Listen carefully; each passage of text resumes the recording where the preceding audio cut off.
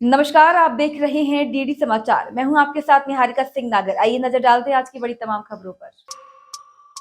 जांजगीर चांपा जिले में रेतों का अवैध उत्खनन तेज तर्रार से जारी है, जिसे संबंधित अधिकारियों को रोकना नामुमकिन हो गया है। देखा जा रहा है कि अवैध उत्खनन माफियाओं द्वारा बिना किसी डर के लगातार हसदेव नदी, चांपा शहर एवं आसपास के गांव में रेत सप्लाई का कारोबार फल फूल रहा है। और यह कारोबार जितने रेत घाट है, सभी जगहों से सुबह शाम लगातार रेतों का कारोबार धड़ल्ले से जारी है। हालात ऐसे बने हुए हैं कि मानो रेतों का कारोबार करने वाले अवैध उत्खनन माफियाओं के लिए किसी हीरा मिलने के बराबर हो। संबंधित अधिकारियों को बार बार फोन करके बताया जाता है, मगर कुछ जगहों पर कार्रवाई करके शांत बैठ जाते हैं। जिले में अवैध उत्खनन, परिवहन, भंडारण पर टास्क फोर्स का गठन किया गया है। इसके बावजूद फिर भी संबंधित अधिकारियों की नाक के नीचे से यह कारोबार जारी है। चंद्रशेखर बरेज की रिपोर्ट, माई भारत न्यूज, जांजगीर चांपा जिले से। बलरामपुर जिला के प्रथम आगमन पर आए सरगुजा के लोकसभा सांसद प्रत्याशी माननीय चिंतामणि महाराज का स्वागत कार्यक्रम में कार्यकर्ताओं में उत्साह दिखा। कार्यकर्ताओं ने स्वागत के लिए बलरामपुर जिला के बारियों एवं राजपुर शंकरगढ़ में कार्यकर्ताओं में उत्साह दिखा। जगह जगह आतिशबाजी के साथ फूलमाला से स्वागत किया गया एवं ग्राम करिकली चौक में अशोक सोनी एवं अन्य कार्यकर्ताओं द्वारा भव्य स्वागत किया गया। साथ ही कुसमी के बस स्टैंड, शिव चौक सहित अन्य जगहों पर मंडल अध्यक्ष संजय जायसवाल, आनंद जायसवाल एवं अन्य कार्यकर्ता द्वारा आतिशबाजी कर, पटाखा फोड़कर व फूल माला पुष्प गुच्छ भेंट कर उत्साह के साथ स्वागत किया गया।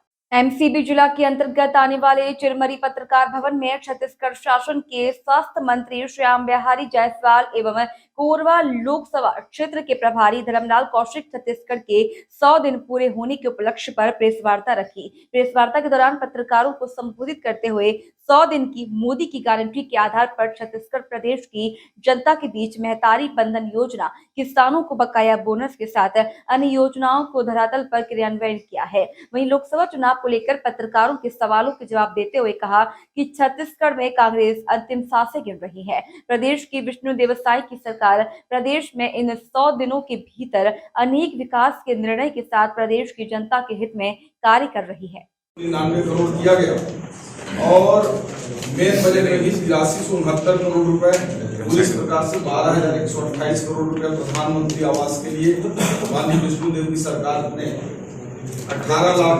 आवासहीन परिवारों को आवास की स्वीकृति कर माननीय नरेंद्र मोदी जी की पहली गारंटी को पूरा किया। साथ ही साथ जो 2 साल का पिछला बोनस था, जिसको हम लोग नहीं दे पाए थे, उसके चलते हमारी सरकार गई और कांग्रेस ने कहा था कि हम किसानों को बोनस देंगे, लेकिन 5 साल किसानों को बोनस नहीं मिला।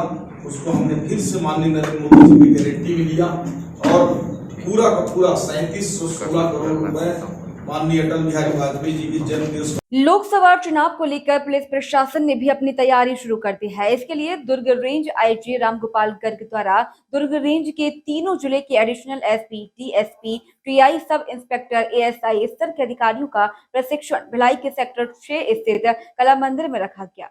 रेंज स्तरीय प्रशिक्षण कार्यशाला के प्रारंभिक उद्बोधन में दुर्ग रेंज आईजी रामगोपाल गर्ग द्वारा दिनांक 16 फरवरी 2024 को निर्वाचन तिथियों की घोषणा के साथ ही आचार संहिता लागू होने तथा दुर्ग रेंज के लोकसभा क्षेत्र बालोद में 26 अप्रैल दूसरे चरण में मतदान होने हैं। साथ ही तीसरे चरण में दुर्ग और बेमेतरा 7 मई को मतदान होने की जानकारी दी गई। इस कार्यशाला में दुर्ग रेंज के तीनों जिले के additional SP, DSP, TI, sub inspector, ASI चुनाव संबंधी प्रशिक्षण दिया जा रहा है। इसके अंतर्गत फोर्स डिप्लॉयमेंट, फोर्स के रोटेशन की प्लानिंग, केंद्रीय बल व राज्य सशस्त्र बल की आगमन की तैयारी के तहत उनके रुकने व मूलभूत सुविधाओं की तैयारी के साथ उन्हें दिए जाने वाले मानदेय संबंधी जानकारी दी गई। इसी के साथ दुर्ग एसपी जितेंद्र शुक्ला ने बताया कि लोकसभा चुनाव की घोषणा होते ही आचार संहिता लाल जिले में लागू हो चुकी है। दुर्ग रेंज के तीनों जिले के रेंज स्तरीय कार्यशाला का आयोजन किया गया, जिसमें चुनाव के दौरान जो भी पुलिस व्यवस्था लगने लगी है उसके संबंधित आज प्रशिक्षण दिया जा रहा है।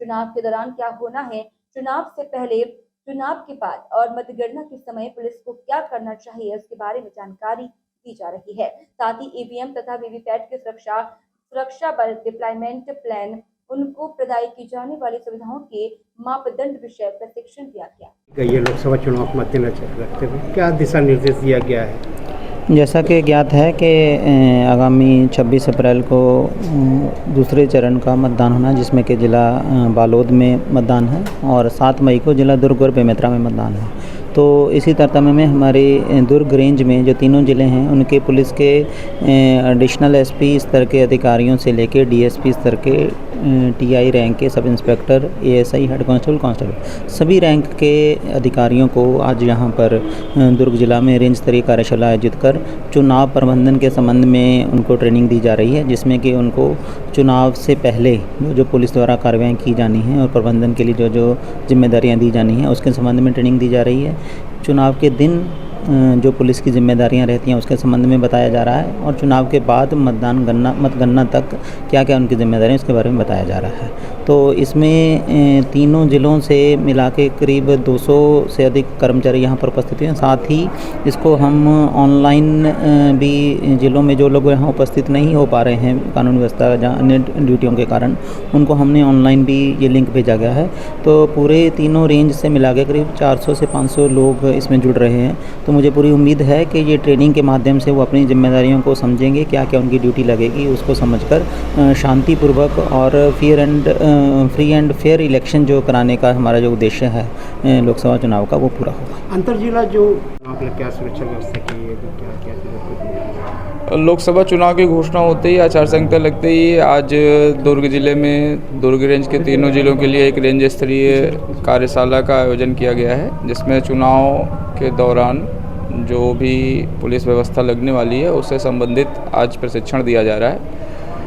पूरे प्रशिक्षण के लिए क्या क्या चीज़ें चलनी हैं, जैसे पोल के पहले pre poll arrangement, poll day arrangement and post pole arrangement.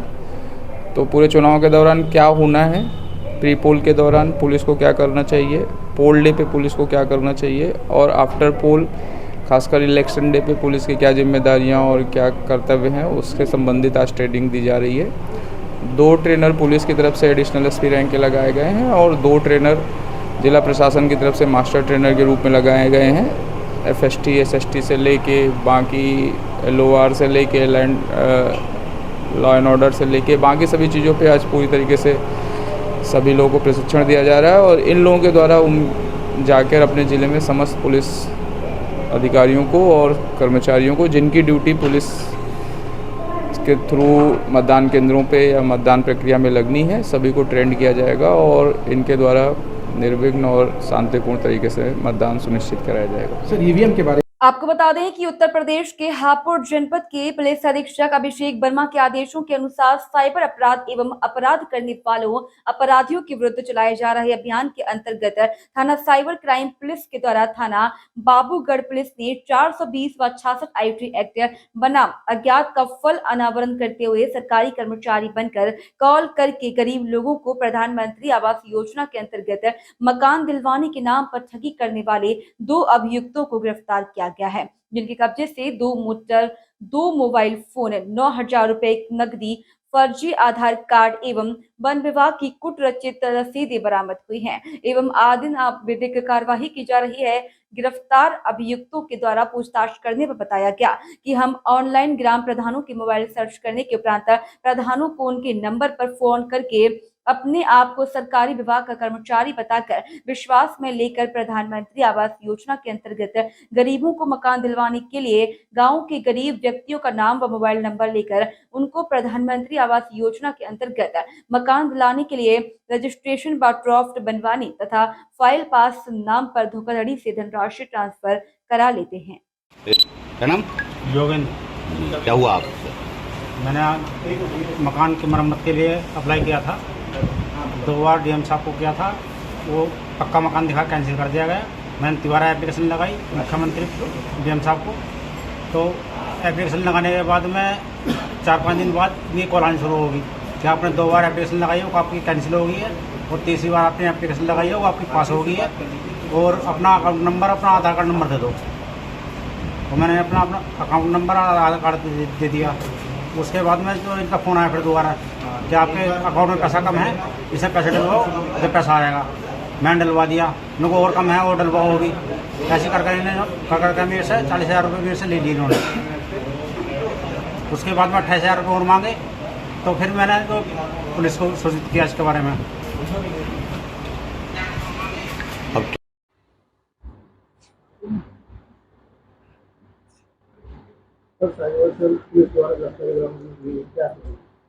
देखिए, जनवरी के महीने में एक कंप्लेनेंट हैं जो बाबूगढ़ के निवासी हैं।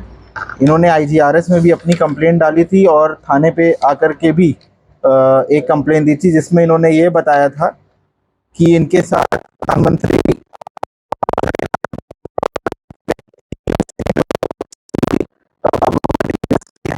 ये पहले कार्य हो गया था, जिस कारण इनके हाथ और पैर में चोट आई थी। अब ये बेचारे अभी दिव्यांग व्यक्ति हैं और इन्होंने मेहनत से जो कमाई करी थी वो साइबर फ्रॉड के माध्यम से लगभग 40,000 रुपये प्रधानमंत्री आवास योजना के नाम से इनसे ठग लिए गए थे। इनकी कंप्लेन जब हमको मिली तो हमारी साइबर सेल की टीम, थाना बाबूगढ़ की टीम ने इस पूरे केस को डेवलप किया और डेवलप करने के उपरांत इसमें 2 शातिर ठगों को गिरफ्तार किया है, जिन्होंने अपनी पूछताछ में ये भी बताया कि इन्होंने आसपास के जनपद से और पश्चिमी उत्तर प्रदेश के और भी जनपदों में काफ़ी लोगों के साथ साइबर फ्रॉड और ठगी करी हुई है। इन्होंने पूछताछ में ये बताया है कि ये लोगों को प्रधानमंत्री आवास योजना के नाम पे घर, फ्लैट दिलाने के लिए कॉल करते हैं और जो संबंधित व्यक्ति होता है उसको झांसे में लेकर के उससे अपने अकाउंट में उस प्रॉमिस के साथ कि उसको ये घर दिलवा देंगे, 25,000 रुपये, 30,000 रुपये जो उनसे बन पड़ता है वो ट्रांसफ़र करा लेते हैं और फिर वो ट्रांसफ़र करने के बाद ये अपना मोबाइल वगैरह बंद कर देते हैं। तो ऐसे करते करते अभी जो हमारे अकाउंट में डिटेल्स आई हैं, पिछले 3-4 महीने में ही लगभग 3.5-4 लाख रुपए इन्होंने अलग अलग लोगों से ठगे हैं। और भी साथी हैं इनके जो जनपद कानपुर के रहने वाले हैं और जो गिरफ्तार व्यक्ति हैं, एक का नाम शिवा है, एक का नाम राजेश है। ये दोनों जनपद, एक जो है वो थाना चौबेपुर जनपद कानपुर कमिश्नरेट का रहने वाला है, दूसरा जो है जनपद कानपुर देहात के थाना रनिया का रहने वाला है। इनके पास से फ़ोन, कुछ पैसे, आधार कार्ड व कूट रचित श्रम विभाग की कुछ रसीदें बरामद हैं। इन्होंने पूछताछ में भी बताया कि इनके गांव में और भी ऐसे कुछ साथी हैं जो इनके साथ मिल करके ये लोग ऐसा काम करते हैं। संबंधित जनपद की पुलिस को और वहाँ के अधिकारियों को इनके और इनके गैंग के बारे में अवगत कराया जा रहा है और जो भी अन्य व्यक्ति इनके साथ मिल करके इस तरीके से ठगी करते होंगे उनको भी गिरफ्तार किया जाएगा। तो किस तरह से ये डाटा अपने पास इकट्ठा करते थे, किस तरीके से इनके पास नंबर पहुंचते थे? देखिए, इन्होंने पूछताछ में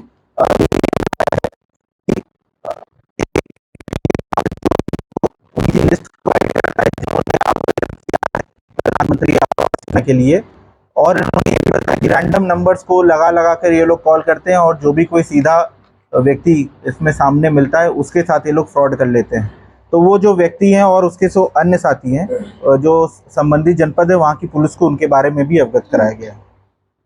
तहसील क्षेत्र बड़ौदा के ग्राम पांडौल पुलिस चौकी पर आगामी होली त्योहार, रंगपंचमी, नवदुर्गा, राम नवमी, महावीर जयंती व ईद उल फितर सहित अन्य त्योहारों को परंपरागत उत्साह व आपसी भाईचारे के साथ मनाए जाने को लेकर आज शांति समिति की बैठक आयोजित की गई। इसमें मुख्य अतिथि पांडौला तहसीलदार श्रीमती अमीषा मिश्रा, बड़ौदा थाना प्रभारी सत्यम सिंह गुर्जर, पांडौला चौकी प्रभारी SK तोमर व पांडौला के समाज सेवी व धर्म प्रेमी बंधु उपस्थित रहे। आपको बता दें, कन्हैया लाल मीणा, बजरंग दल अध्यक्ष पूर्व दौलत राम सुमन, इस्माइल अंसारी, कमरुद्दीन, भीमराज सुमन, रमेश चंद्र बनवारी, लाल शर्मा, राम रतन शिवर, निक्की सरदार, लक्ष्मी चंद्र शिवर, हैदर अली आदि उपस्थित रहे। श्योपुर जिले से कैमरामैन शिवानी के साथ ब्यूरो चीफ गणेश पारी की ये खास रिपोर्ट।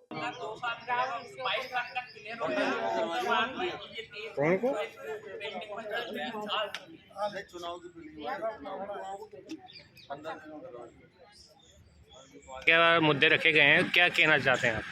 इसमें एक तो ये जो सरकार का नियमों का पालन करेंगे और एक लाइट की समस्या बताइए जो स्कूल के सामने बच्चे पढ़ते हैं। एक शिशु मंदिर स्कूल है और एक मिडिल स्कूल है, उसमें तार इतना नीचा है कि हाथ ऊंचा करे तो तार के हाथ लग जाता है। तो मैडम ने बताया कि उसकी तुरंत कार्रवाई की जाएगी और ये कार्यक्रम होली का बिल्कुल शांतिप्रिय तरीके से मनाया जाएगा। क्या क्या मुद्दे रखे हैं आप लोगों ने? होली वगैरह, होली का त्यौहार आ रहा है और ईद का त्यौहार भी आ रहा है। इस मुद्दे पर यहाँ पर मीटिंग रखी गई है। उसमें मुद्दे रखे गए हैं सफाई व्यवस्था और भाईचारा कायम बना रहे और हम भाईचारा के तरीके से ही इस त्यौहार को मनाएं। और एक आध मुद्दा हमारा लाइट की समस्या बहुत जटिल समस्या है। जैसे स्कूल सरस्वती स्कूल के यहाँ पर है, वो सरकारी स्कूल भी बच्चे पढ़ते हैं, तार बिल्कुल डैमेज होकर नीचे आ रहे। कोई भी बड़ा हादसा होने की तैयारी में है हम। और एक ये अपने माधव जी का मंदिर है, वहाँ पे सर ये आदर्श स्कूल लगता है, वहाँ भी ये स्थिति बनी हुई है। यानी दो जगह बहुत ज़्यादा डैमेज। मैडम ने लाइट को लेकर के आपने पहले कभी शिकायत करी थी क्या? पहले मैंने कितनी दफ़े डीकू माँ प्रबंधक को भी आवेदन प्रस्तुत कर चुका है पंचायत माध्यम से। और एक बस्ती और हमारे यहाँ आदिवासी जो 35 साल से बसी हुई है, वहाँ पर अभी तक लाइट की कोई भी व्यवस्था नहीं है। धन्यवाद। आप तो पांडोला चौकी पे शांति समिति की बैठक रखी गई है, तो जनता ने क्या क्या मुद्दे रखे गए हैं और क्या आप उसको बताएंगे, पूरे डिटेल बताएंगे? यहाँ पर जो शांति समिति की बैठक रखी गई, उसका मुख्य उद्देश्य जो चूँकि होली का त्यौहार आ रहा है, तो जिसमें शांति समिति की बैठक में हम सभी वर्गों के लोगों को बुलाते हैं और सभी को ये बताते हैं कि आपको शांति से हर त्यौहार को, रंगों का त्यौहार तो रंगीन त्यौहार ही मनाना चाहिए। किसी तरह का कोई ऐसा कार्य नहीं हो जाए जिसके कारण कोई अराजकता हो जाए। दूसरा, लोकसभा निर्वाचन आ गया है जिसमें आदर्श आचार संहिता लागू हो चुकी है। उसके तहत भी हमने ग्रामवासियों को समझाइश दी कि त्यौहार अच्छे से एक दूसरे से गले मिलके, एक दूसरे के साथ मिलके जो होली का रूप है उसी को मनाया जाए। किसी तरह के कोई विवाद वगैरह नहीं किए जाए। इसके साथ ही ग्रामवासियों ने मुझे एक यहाँ जो मुद्दा बताया वो महत्वपूर्ण है कि यहाँ पर स्कूल हैं, उनके पास जो वायर निकल रहे हैं बिजली के, वो उनकी नीचाई काफ़ी है जिससे कोई हादसा हो सकता है। तो इसके लिए इन्होंने मुझे आवेदन दिया। मैंने अभी तत्काल मोबाइल पे यहाँ के जो यहाँ का जिसका चार्ज है राजकुमार जी, उनसे भी बात की। उनको फ़ोन पर तो अवगत कराई दिया है, साथ में लिखित एक लेटर लेके मैं ऑफिस से जो भी कार्रवाई होगी जितनी जल्दी होगा इनकी समस्या दूर करने की कोशिश करूँगी। मैडम, जनता यहाँ की एक ये शिकायत है कि जो होली का त्यौहार भाईचारे से मनाया जाए तो उस दिन कुछ शराब की दुकानें खुली रहती है, वो क्या करोगे?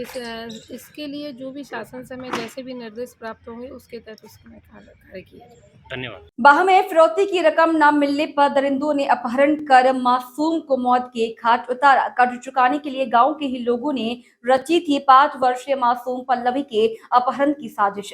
8 मार्च को शाम को खेलते समय घर से अचानक गायब हो गई थी 5 वर्षीय मासूम पल्लवी। अपहरण मासूम को छोड़ने के एवज में परिजनों से फोन पर मांगी गई थी 6 लाख रुपए की फिरौती। परिजनों ने थाना बाह में दर्ज कराई थी गुमशुदगी। गुमशुदगी दर्ज होने के बाद जांच में जुटी थी सर्विलांस व एसटीएफ पुलिस ने 2 लोगों को हिरासत में लिया है। वहीं पूछताछ में कबूली मासूम की हत्या। थाना बाह क्षेत्र के अंतर्गत फरेरा गांव का पूरा मामला। देखिए, ये थाना बाह क्षेत्र में ग्राम पड़ता है फरेरा। वहाँ यहाँ से हमें परसों 18 मार्च को ये सूचना मिली थी कि एक 5 साल की बच्ची गायब, जिस पर कि हमने अभियोग पंजीकृत कर दिया था और इसको सर्च ऑपरेशन इसमें हम लोग घर वालों के साथ इसमें चलाए हुए थे, जिसमें कि इनके पास कॉल भी आया था। जो लड़की गायब थी उसके पिता के पास पैसे फिरौती के लिए कॉल आया था, तो हम लोगों ने उन नंबरों पे काम किया और उसके बाद हम लोगों ने इसमें कुछ 2 लड़कों को उठाया था। उन लड़कों से जब पूछताछ की गई तो उन्होंने बताया कि उनके द्वारा इस लड़की का जो है मर्डर कर दिया गया। उनकी निशानदेही पर ये लड़की जो डेड बॉडी है वो रिकवर कर ली गई। जो प्रिलिमिनरी इसमें पूछताछ में निकल के आया है कि ये जो लड़के हैं इन पे कर्जा था और कर्जे को चुकाने के लिए इन्होंने ये प्लान बनाया और लड़की को मारकर ये घर वालों से फिरौती लेकर इसमें अपना कर्जा चुकाना चाहते थे। तो सर, ये अभी तक इसमें निकल गया। सर, ये अब तो आपने जो पकड़े हैं वो कहाँ के हैं सर? ये इसमें से एक इसी गांव का है और दूसरा जो है वो पासी का है। इसी क्षेत्र के हैं दोनों और दोनों ने कबूल भी कर लिया है। बाकी इससे पूछताछ और जारी है। विवेचना क्रम में हम जो भी आगे निकल के आएगा और जो साक्ष्य में निकल के आएगा उसके हिसाब से हम लोग आगे कार्रवाई करेंगे। सर, डेड बॉडी को आप पोस्टमार्टम के लिए भेजा? डेड बॉडी को हम लोगों ने पोस्टमार्टम के लिए भेज दिया। Thank you.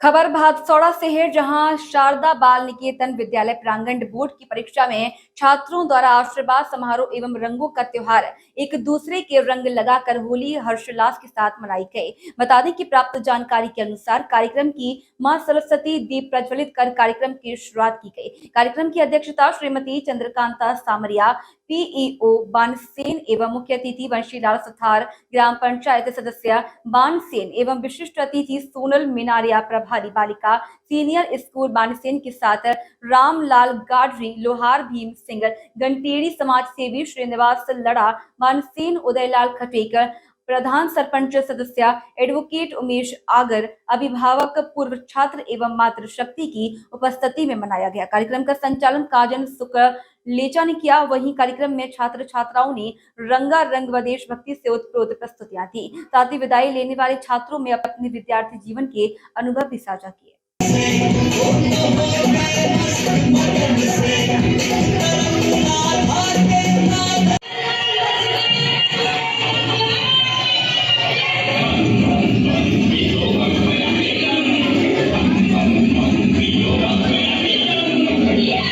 सबसे पहले तो बालक परीक्षा में उच्चतम अंक प्राप्त कैसे करे, परीक्षा में आने वाले प्रश्नों का उत्तर सही ढंग से कैसे दे जिससे अधिकतम नंबर प्राप्त कर सके, और दूसरा जीवन में आने वाली चुनौतियों से वह कैसे सफल होवे और एक मनुष्यता का निर्माण कैसे हो, राष्ट्र के एक अच्छे सपूत का निर्माण कैसे हो, ऐसी चुनौतियों का जीवन में हम कैसे सामना करें, इसके प्रति बालकों को प्रेरणा दी गई, जिसके माध्यम से बालक जीवन की परीक्षाओं का सामना कर सके।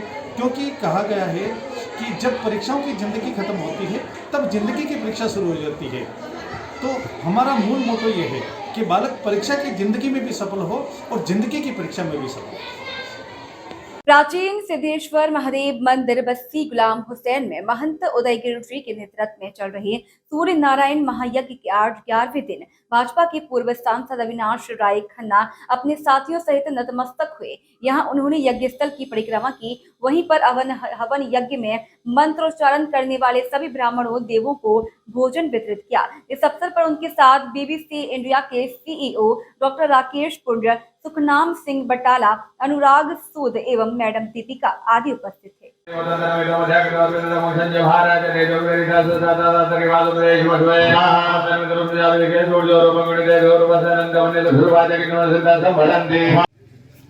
नमस्कार दोस्तों, आप देख रहे हैं डीडी समाचार और मैं दलजीत तजनुहा। दोस्तों, हमारे जहां जिला होशियारपुर के गांव बसी गुलाम हुसैन प्राचीन सिद्धेश्वर मंदिर में महंत बाबा उदयगिरि जी की ओर से समूह संतों के सहयोग से सूर्य नारायण महायज्ञ करवाया जा रहा है, जिसमें आज 11वें दिन है। आज यहाँ पे अविनाश राय खन्ना जो यहाँ पे काफ़ी देर से सोए हैं और अनन्य भक्त हैं यहाँ मंदिर के, और वहाँ पे स्पेशल पहुँचे हैं। उनसे बात करेंगे इस हवन यज्ञ के बारे में, साथ ही भाई इसकी पूर्णोति कब होगी और क्या क्या कार्य में एक कार्यक्रम है इसके अंतर्गत चल रहे हैं। खन्ना जी, आपका स्वागत है डीडी समाचार पे। सबसे पहले आपका बहुत बहुत धन्यवाद। आपने इस यज्ञ के बारे में दुनिया को बताने की कोशिश की है। आपका जो चैनल है वो सभी देशों में जाता है, तो सभी लोगों को पता चलेगा कि विश्व शांति के लिए महंत उदयगिरि जी महाराज जो हैं वो सूर्य नारायण यज्ञ जो कर रहे हैं। ये 3 हफ्ते यज्ञ चलेगा। 31 को इसकी पूर्णोति डाली जाएगी। रोज़ 5 लाख औतियाँ जो हैं वो डाली जाती हैं। 11 कुंड बने हुए हैं। यहाँ पर 150 के करीब ब्राह्मण डेली 6 घंटे सुबह 9 से 12 और शाम को 2 से 5 यज्ञ करते हैं, हवन करते हैं और औतियाँ डालते हैं, और सूर्य भगवान के मंत्रों का उच्चारण होता है। वो अलग विद्वान जो हैं वो उच्चारण करते हैं, और उसके बाद आरती का आयोजन और प्रसाद का वितरण होता है।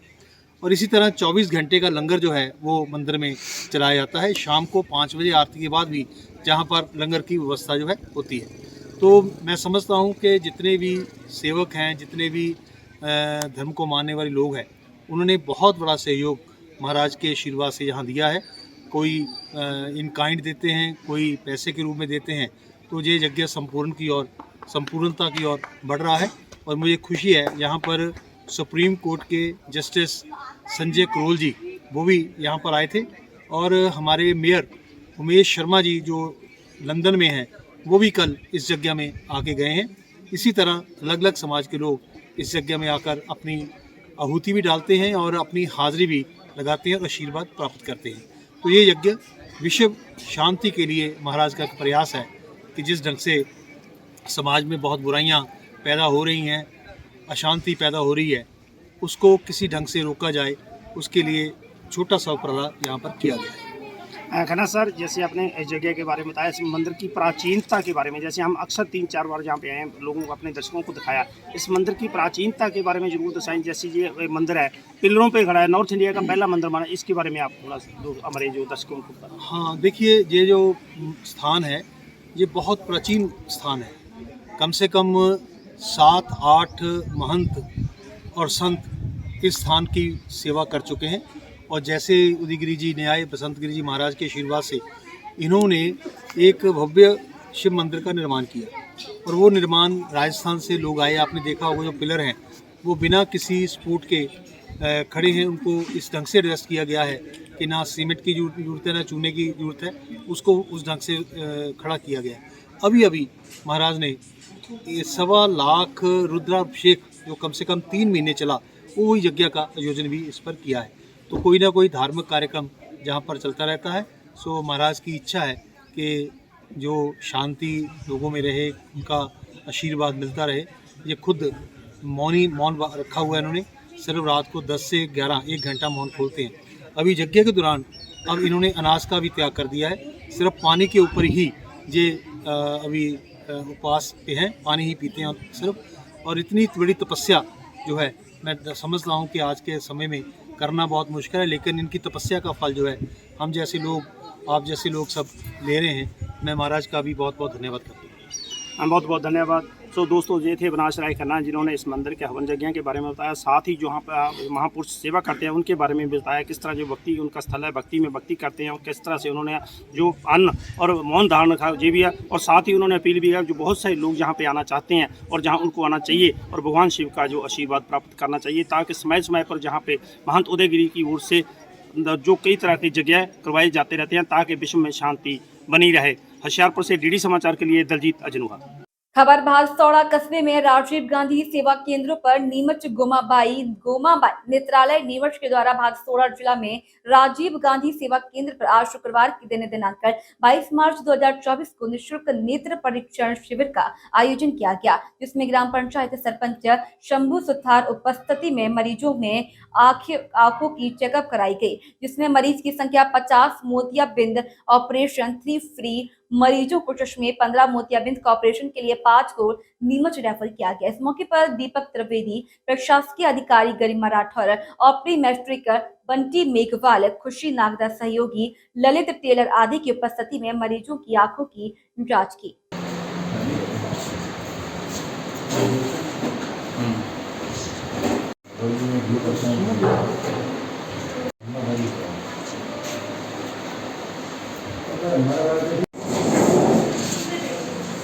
नमस्कार सर, मैं दीपक त्रिवेदी गोमाबाई नेत्रालय नीमच के द्वारा भादसौड़ा की पूरी जनता का स्वागत करता हूं। गोमाबाई द्वारा यह निःशुल्क नेत्र चिकित्सा शिविर का आयोजन किया गया है। उसका मुख्य उद्देश्य है कि सभी अपनी आँखों के प्रति जागरूक होवें और आँख में होने वाली संबंधित बीमारी के बारे में समझ सकें। इस जांच के दौरान सभी मरीजों का जाँचें निःशुल्क की जाएगी। यदि उसके अंदर मरीजों को जिनके के नज़दीक के चश्मे के नंबर निकलते हैं तो वो उनको निःशुल्क प्रदान किए जाएंगे। इसके साथ ही उम्र के हिसाब से आंखों के अंदर मोतियाबिंद की बीमारी बनती है, काला पानी बनता है, ऐसे बहुत तरह की समस्या रहती है। उसके हम पूर्ण विस्तार से जांच करते हैं। यदि किसी व्यक्ति को मोतियाबिंद निकलता है तो गोमाबाई नेत्रालय नीमच के द्वारा वो ऑपरेशन निःशुल्क किया जाएगा, जिसमें मरीज से कोई चार्ज नहीं लिया जाएगा। उनका आना जाना, खाना पीना, ऑपरेशन, दवाइयाँ और ऑपरेशन के पश्चात 2 ऑपरेशन के बाद जो चश्मा दिया जाता है वो भी निःशुल्क प्रदान किया जाएगा। जिन लोगों के मोतियाबिंद के अलावा दूसरी कोई समस्या होती है तो उनको फिर हम नीमच गोमाबाई नेत्रालय में रेफ़र करेंगे, जहां उनकी विस्तार से जांच करेंगे और कुछ ऑपरेशंस के अंदर उसमें कुछ छूट भी प्रदान की जाएगी। तो मेरा जनता से ही निवेदन है कि वो अधिक से अधिक संख्या में भादसौड़ा राजीव गांधी शिक्षा केंद्र पहुँचे और इस शिविर का लाभ लें। और मैं फिलहाल आज की खबरों में इतना ही। आप बने रहिए DD समाचार के साथ।